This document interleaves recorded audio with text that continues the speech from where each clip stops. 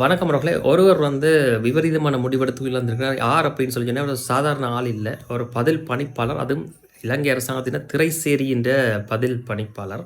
அவருடைய சடலம் வீட்டில இருந்து பின்னால இருந்து எடுக்கப்பட்டிருக்கின்றது. அதுக்கு முக்கியமான காரணமே அவர் இடைநிறுத்தப்பட்டிருக்கின்றார். அதுக்கு என்ன காரணம்னு சொன்னா, இந்த வெளிநாடுகளுக்கு செலுத்த வேண்டிய கடன் பத்திரங்கள் சம்பந்தமாக காணாமல் போன தொகை சம்பந்தப்பட்ட ஒரு சந்தேக இதில விசாரணை வலயத்தில் அவர் இருக்கிறபடினால, அவருடைய சக 4 அதிகாரிகளும் இடைநிறுத்தப்பட்டிருக்கிறார்கள். இந்த நிலையில தான் நேற்று அவர் அவருடைய வீட்டில விபரீதமான முடிவெடுத்து விழுந்திருப்பதாக சொல்லப்படுகிறது. அந்த வீடியோ நாங்க பார்க்கைக்கு அவர் ஒரு காசு களவெடுத்தோ, லஞ்சம் வாங்கியோ அந்த வீட்ட வாங்குன மாரி தெரியவே இல்ல. ஒரு சாதாரண ஒரு நபருடைய வீடு மாரியே தெரிகிறது.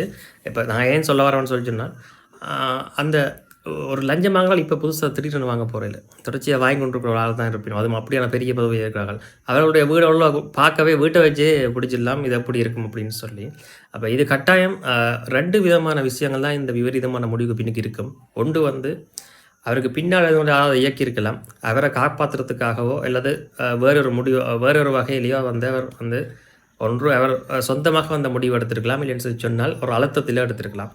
இன்னொரு விஷயம் என்ன அப்படின்னு சொல்லி சொன்னால், பழி பாவத்துக்கு அஞ்சியும் முடிவெடுத்துக் கொள்வார்கள். அதாவது உண்மையா லஞ்சம் வாங்குறவங்க ஒரு நாளுமே இதை செய்ய மாட்டார்கள். அதாவது என்ன, தொடர்ச்சியா லஞ்சம் வாங்கி பழக்கப்பட்டவர்கள் ஒரு நாளுமே இந்த பழி பாவத்துக்கு அஞ்சி மக்கள் சுற்றி இருக்கிற மக்கள் என்ன நினைப்பாங்கன்னு சொல்லி செய்ய மாட்டார்கள். ஆனால் இதற்கு எதுவுமே செய்யாமல் தண்டிக்கப்படுற ஒரு கட்டம் வரைக்க சுற்றி இருக்கிற சமூகம் பயங்கரமாக கதைக்கும்.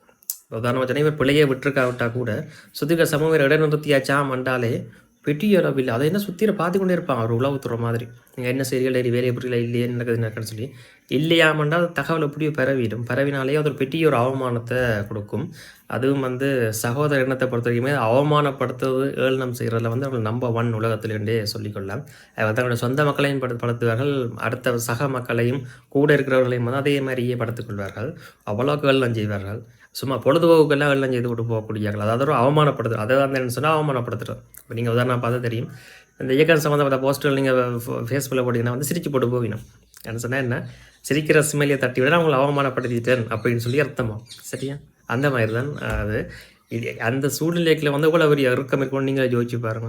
அப்போ அந்த இறுக்கத்தை தாங்காமல் கூட அதாவது அவர் இலகிய மனமுள்ள ஆளாக இருந்திருக்கலாம். இல்லாத என்ன, அவர் அந்த பிள்ளையை விடாமல் கூட விட்டுருக்கலாம். இந்த விசாரணை முடிவுலாம் தெரியும் உண்மையாக பொய்யான அவர் உண்மையாக பிள்ளை விட்டுருக்காரா இல்லையாட்டு. சரி, பிள்ளை விட்டுருந்தாலும் ஒரு கௌரவ பிரச்சனை ஒன்று வரும். அதாவது என்ன, அவர் குற்ற உணர்வில் அந்த விஷயத்தை செஞ்சுருக்கலாம். அதனால் என்ன, ஒரு உயிர் இழக்கப்பட்டிருக்கிறது. ஒரு குடும்பத்தில் இருந்த ஒரு தந்தையுடைய உயிர் இழக்கப்பட்டிருக்கிறது. இந்த விசாரணைகள் எப்படி போய் முடிய போன்றது கூட உண்மையில் தெரியாது. இவ்வளோ காலம் போகிற போக்க இளைஞர் விசாரணைகள் போகிற போக்கை அவர்களுக்கு பார்த்துருந்தாலே உண்மையில் நம்பிக்கையோடு இருந்திருக்கலாம். தச்சில் அவர் குற்றம் செஞ்சிருந்தால் கூட பிடிவிட்டிருக்க மாட்டார், அல்லது வெளியில் வந்திருக்கலாம். ஏன்னா இவ்வளோ காலம் இப்போ அன்ற வந்ததுலேருந்து விசாரணைகள் எல்லாமே அந்த மாதிரி தான் போய் கொண்டிருக்குது. பில்டப்பில் குறைவு இல்லை. ஆனால் விசாரணைகள் சரியாகவே முடியுதா இல்லையா, இல்லை தன்னை விடுபடன்னு கேட்டால் உண்மையில் இல்லை, சரியான குறை கொண்டே சொல்லிக்கொள்ளலாம். எங்கள்ட அரசியல்வாதிகள் எவ்வளோ பேர் எவ்வளோ குற்றத்தை செஞ்சு போட்டு எவ்வளோ காசில் அடித்து போட்டு எவ்வளோ நம்பிக்கையாக திருகிக்க இவர்கள் ஒரு சரியான ஆளாக இருந்தால் அவரேன் அப்படி போனார் அப்படின்ற ஒரு கேள்வியும் இருக்குது. என்ன சொன்னால் உண்மையில் சொல்கிறது, இந்த காலகட்டத்தில் கள்ள வேலை பார்க்குறவங்க லஞ்சம் வாங்குற ஒரு நாளுமே இந்த மாதிரி முடிவெடுக்கிறதுக்குரிய வாய்ப்பு இல்லவே இல்லையென்றே சொல்லிக்கொள்ளலாம்.